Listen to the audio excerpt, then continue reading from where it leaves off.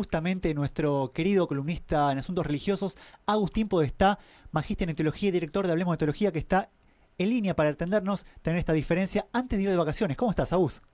Bien, ¿ustedes cómo andan? Bien, muy bien. ¿Arrancaste bien el año? Bien, Y- descansando. sí, me imagino que lo continúas bien porque hoy ya te vas para algún lado. Hoy me voy de vacaciones, si Dios quiere. Qué En un grande, ratito bueno. ya salí. ¿Te puedo decir feliz Navidad? ¿Ya no? ¿Estamos en tiempo o hoy Sí, todavía cambiamos estamos en justo? tiempo, hasta mañana. ¿Hasta mañana? Bien, perfecto.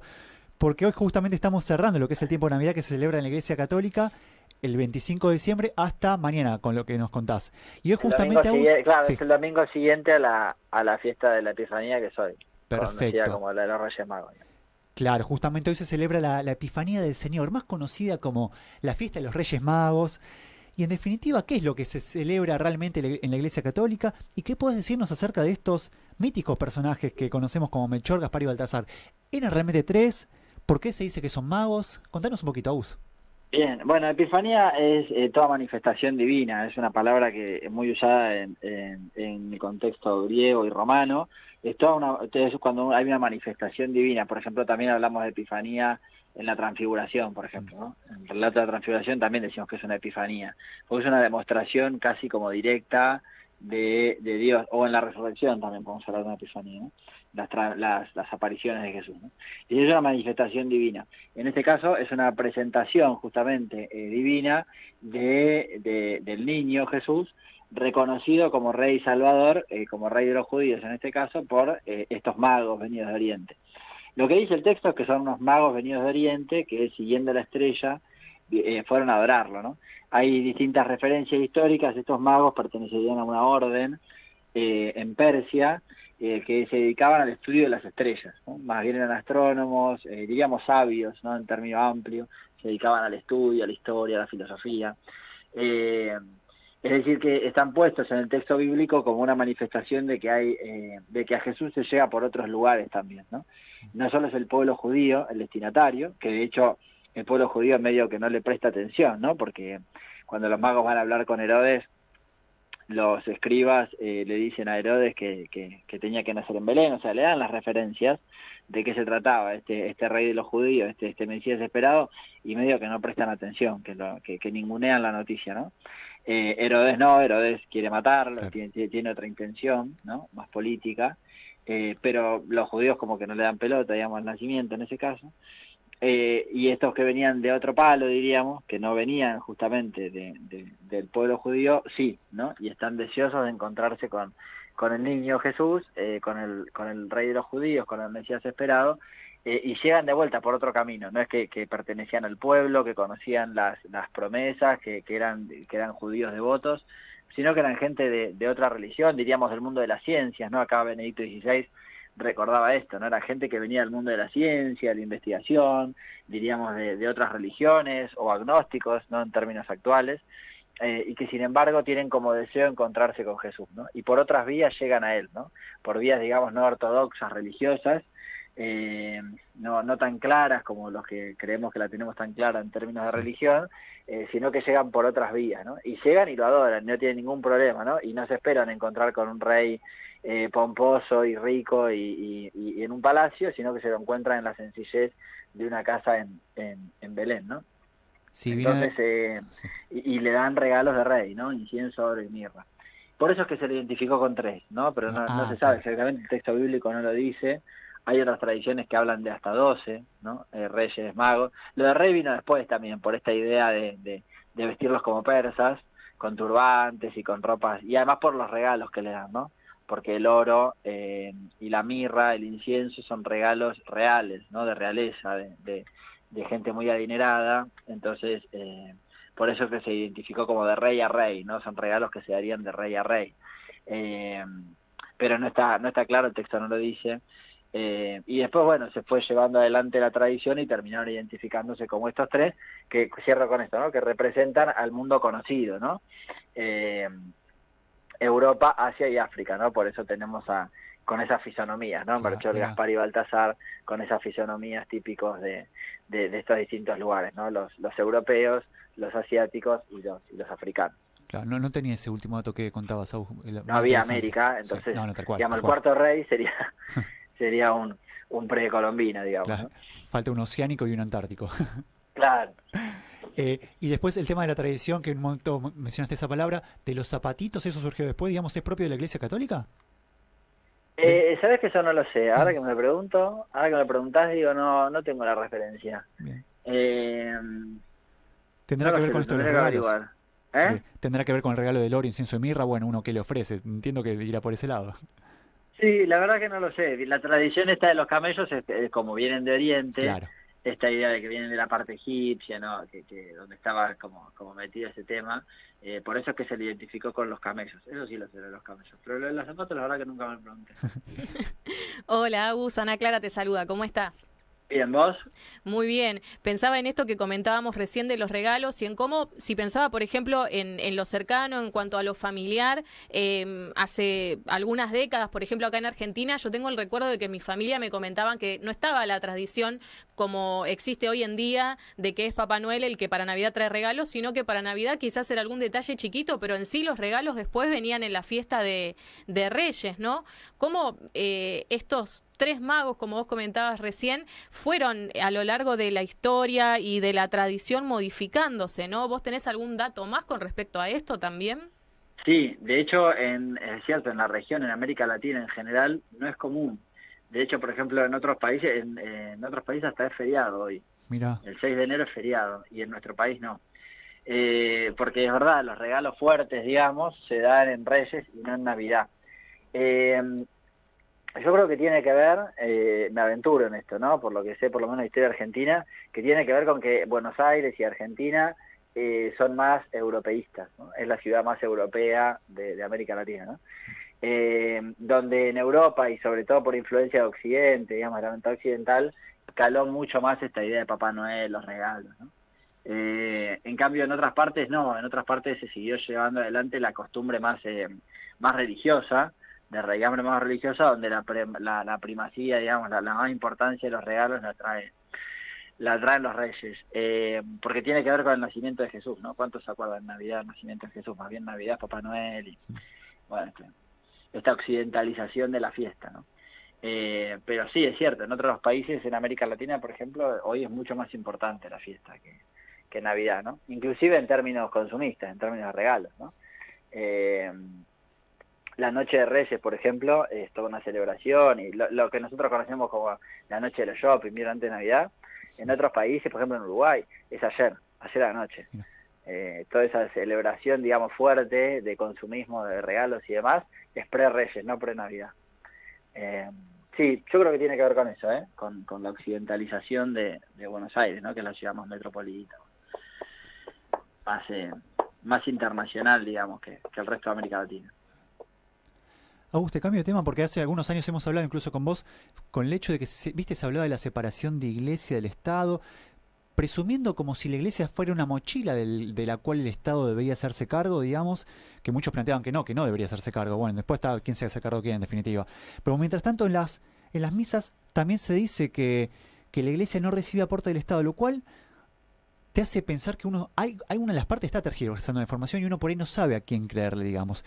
Hace unos días justamente se comunicó que los obispos ya no van a recibir más un sueldo de parte del Estado, culminando un proceso que justamente había comenzado hace 5 años. ¿Cómo es la historia? A ver, Agus, la quita de los sueldos, digamos, aplica a los obispos, los curas reciben un sueldo del Estado y no lo van a hacer más, nunca recibieron un aporte del Estado.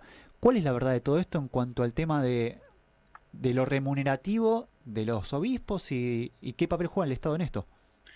Sí, la Iglesia está sostenida por el Estado, eso está en la Constitución, la Iglesia sostiene el culto católico, lo que hablamos un poco la vez pasada, y ahí se discutía en qué sentido sostiene, ¿no? Si es que la mantiene como práctica obligatoria o lo sostiene económicamente, ¿no? Finalmente la interpretación, acá estaría preguntárselo a Juan, nuevo constitucionalista, es que sostiene quiere decir que sostiene económicamente, ¿no? Entonces, el sostenimiento que la Iglesia recibía, digamos, de parte del Estado, era sobre, si nos ponemos en históricos, esto viene desde la conquista, ¿no? Donde el Papa le concede a la corona, a España, el derecho de patronato, es decir, que España, la corona tenía que hacerse cargo de todos los gastos de la Iglesia para la misión. Y a partir de entonces, todos los presidentes se arrogaron el derecho de patronato. Lo que hizo la Revolución de Mayo fue entre otras cosas, es quedarse con el derecho de patronato. Es decir, esto que el Papa le había dado, que Alejandro VI le dio a los reyes católicos, esto ahora subsiste en el gobierno nuestro. También fue un mecanismo de control. Sarmiento mismo, muy liberal y anticatólico, se arrogó el derecho de patronato, porque te da un control sobre sobre la iglesia, ¿no? Bueno, me estoy yendo, pero perdón, para que se vea que es algo histórico, Sí. no es un capricho, digamos, del siglo XX, ¿no? Eso es lo que viene de la época de la conquista. Que otros países lo resolvieron de otra forma en América Latina, en Argentina no, en Argentina el Estado siempre se arrogó el derecho de patronato y seguir este sostenimiento de la iglesia, porque es una forma de control. Entonces, el sostenimiento se sostenía justamente con un aporte económico que hacía la iglesia. Esto se resolvió, si no me equivoco, en la última dictadura, me parece que es la última resolución, que es que se paga un sueldo por cantidad o se paga un estipendio, digamos, decir, no un sueldo, sino que se paga un estipendio por obispos, sacerdotes y seminaristas. Era un monto muy chico, porque hoy por hoy es un monto muy chico, Sí. en términos económicos, porque no se modificaba. De hecho, la última vez que se armó como un revuelo por todo esto fue con el gobierno de Macri, que Marcos Peña había sacado como un comunicado, había hablado en el Congreso, como diciendo, bueno, la iglesia le cuesta al gobierno 13 millones de pesos anuales. Lo cual ya en ese momento no era nada, quiero decir, es un montón de plata, pero no es plata para la plata que gasta el Estado, no es lo que gasta en 2 choferes, o sea, en 2 choferes de diputados, o sea, no implica un gasto, pero no importa, quiero decir. A partir de entonces, los obispos, por la conferencia episcopal, se pusieron a trabajar en prescindir de ese sueldo, o sea, prescindir de esa plata que se recibía, porque realmente no es tanta, digamos, la verdad que no es tanta plata lo que se está hablando, y buscar el financiamiento eclesiástico de otra forma. Y ahí surgió este programa, que es el programa FE, Financiamiento Eclesiástico, habría que ver si hay que cambiarle el nombre, de sostener el sostenimiento justamente del culto por la limosna, por la, ¿cómo se llama esto? Por donaciones, o sea, buscar donaciones de otra forma. Y que esto lo pague la gente, digamos, pero lo pague directamente a la iglesia y no que sea el Estado el que le da plata. Entonces lo que se hizo fue llevar adelante este programa, que como vos decís viene desde la época de Macri, o sea, ahora porque decían que Milei le sacó la plata, no, digamos, no. Esto ya viene desde mucho antes, de un programa que la misma conferencia episcopal se cargó al hombro y terminaba el 31 de diciembre del 2023. Por eso es que las noticias se conocían en estos días. O sea, se terminaba de recibir el aporte que el Estado le daba. Para el 31 de diciembre de 2023, la conferencia episcopal renuncia a recibir ese estipendio. Aunque por ley lo pueden seguir exigiendo, o sea, algún obispo o alguna persona, algún sacerdote muy mayor que necesita alguna ayuda, por ley en realidad puede pedirlo, porque no se le puede privar, porque ya existe esa ley. Distinto es que vos digas, yo no lo quiero, es como un beneficio. El beneficio a vos te corresponde por ley, vos decidís no cobrarlo, ¿se entiende la diferencia? Sí. Alguien puede ir y pedirlo, ok, pero lo pide a título propio, ya no lo pide la Iglesia como conferencia episcopal, que es el órgano, es la institución, la Conferencia Episcopal Argentina es la institución a la que con la que el Estado argentino hace el trato directo, ¿se entiende? No le paga a cada sacerdote, no le paga a cada seminarista, el Estado le pagaba a la Conferencia Episcopal, y la Conferencia Episcopal distribuía, como una ONG intermedia, digamos, ¿no? Para que se entienda, no es una ONG, pero para que se entienda. Sí. Y bueno, es eso, básicamente es eso, lo que se hizo fue renunciar a ese estipendio. El otro gran tema que nos quedaba pendiente, el cual no podemos dejar de hablar y que también generó... Perdón, lo último. Sí. Distinto es el tema de la educación, porque esto es lo otro que suele generar mucho conflicto. Bueno, pero sostienen las escuelas católicas. Eso es por la política educativa del gobierno nacional, derivado a las provincias, que en nuestro país tenemos el régimen de educación estatal de gestión privada. Sí. Que ahí la mayoría de las escuelas son católicas, pero por tradición. Creo que hoy son el 60%, tampoco es la mayoría inmensa. Creo que hoy es el 60% de instituciones privadas, de gestión privada, que reciben aporte, porque después hay escuelas privadas que no reciben aporte. Digamos, las escuelas más caras, privadas, esas no reciben aporte, pero porque tampoco quieren, porque les conviene mucho más la cuota, ¿no? Porque es mucho más elitista la población. Pero la mayoría de las escuelas, pero después hay escuelas que reciben aporte que son no católicas, o sea, que son de otras confesiones religiosas, Y también hay no religiosas. Yo, por ejemplo, saben, soy rector de un instituto terciario que tenemos aporte y es laico, no es nada, nada de religión. No damos enseñanza religiosa, no pertenece sino a una asociación civil que se encarga de cuestiones de salud. Y recibimos aportes, 100% aporte estatal. Es decir, las escuelas, la educación se gestiona de esta forma y hay escuelas que son católicas, escuelas que no son. Pero, por ejemplo, cierro con esto, el espacio de catequesis, diríamos, que sería el más católico de todos, no tiene subvención estatal, porque es materia extracurricular. Las materias extracurriculares no tienen subvención. Hay que pagarlo, figura en los que tenemos hijos, vemos la factura, dice materia extracurricular, y tenés las materias extracurriculares entre las que está catequesis. Y te lo cobra la escuela, vos porque vos elegís mandar a tu hijo a una escuela católica.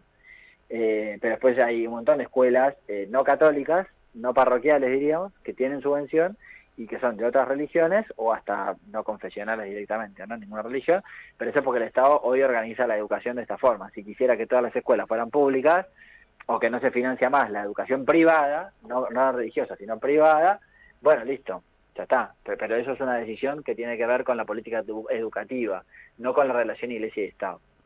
Cierro, perdón, bien. porque suele generar perfecto. confusión el tema de la educación. No, está bárbaro lo que decís, la aclaración.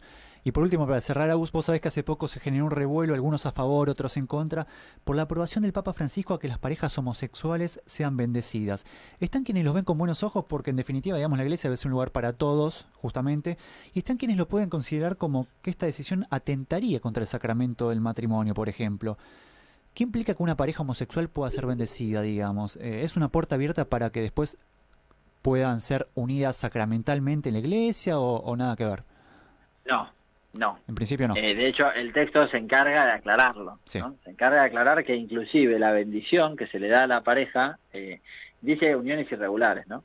Eso también aplica, por ejemplo, a personas divorciadas en nueva unión, ¿no? O personas no casadas, claro, ¿no? Novios, por ejemplo. Sí. Entonces se espantan por las parejas homosexuales, pero no se espantan por los novios que tienen relaciones sexuales. Tal cual. Porque para el documento que habla de las bendiciones, no habla de la moral, no es un documento de moral, sino que es un documento de bendición, da igual en este caso, si es una pareja homosexual o divorciados en nueva unión o pareja o novios que tienen relaciones sexuales prematrimoniales. Da igual, porque acá la pregunta no va sobre la moralidad del acto, sino sobre la bendición. Pero no se espantan por eso, ¿viste? No se espantan por eso. Es rara la forma que tienen de juzgar la moral de los demás. Y voy a esto, el documento aclara que este tipo de bendiciones, a cualquiera de todos estos contextos de pareja, no se le pueden dar en un contexto que se asemeje, aunque sea en algo, dice, a una práctica litúrgica matrimonial. O sea, que no se dé en ese contexto. Inclusive Víctor Manuel Fernández dice en un momento, en una entrevista, dice, tiene que ser de no más de 15 segundos. Como diciendo, tiene que ser algo rápido, como quien bendice a una persona que se acerca en una peregrinación y uno le pide que le bendiga un objeto religioso que acaba de comprar. O sea, es el mismo contexto, porque la bendición no es apañar o estar de acuerdo con una situación o con una condición moral. No es que ahí es donde sobre todo los conservadores se rajan las vestiduras por esto, ¿no? Porque no se trata de apañar o estar de acuerdo con o premiar, para que se entienda fuerte, ¿no? No se trata de premiar una actitud personal, sino pedir justamente, dar gracias o bendecir a Dios. Es la persona la que bendice a Dios. María, por ejemplo, de Magnificat, bendice a Dios. Ella bendice a Dios. Ella realiza la bendición, ¿no? Ella es la que está haciendo esa acción de bendición hacia Dios. Entonces, esto es la misma lógica. ¿Cómo le voy a decir que no a una pareja que pide que sea bendecida la pareja en sí por este camino que justamente quieren acercarse a Dios de esta forma? Ahora, eso no implica para nada juzgar la moralidad de las personas ni la moralidad de sus acciones, porque con ese criterio, entonces no se podría bendecir a nadie. Digamos, claro. Muchos conservadores salieron a decir, no se puede bendecir el pecado. Entonces vos tampoco te puedo bendecir. Señor arzobispo de la Gadorcha, a usted tampoco lo podemos bendecir, porque usted es tanto o más pecador que esa pareja, porque usted viene a hacer chanchadas a la noche y nadie dice nada.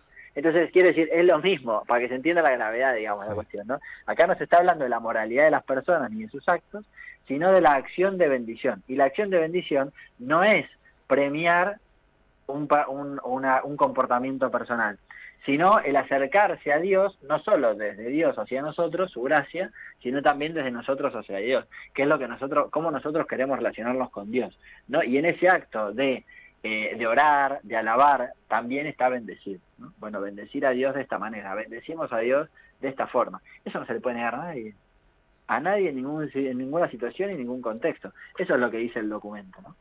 Que por otra parte también creo que queda chico, porque también no termina de resolver el problema de las parejas homosexuales, digamos, ¿no? Porque el documento pasa eso con este tipo de documentos, ¿no?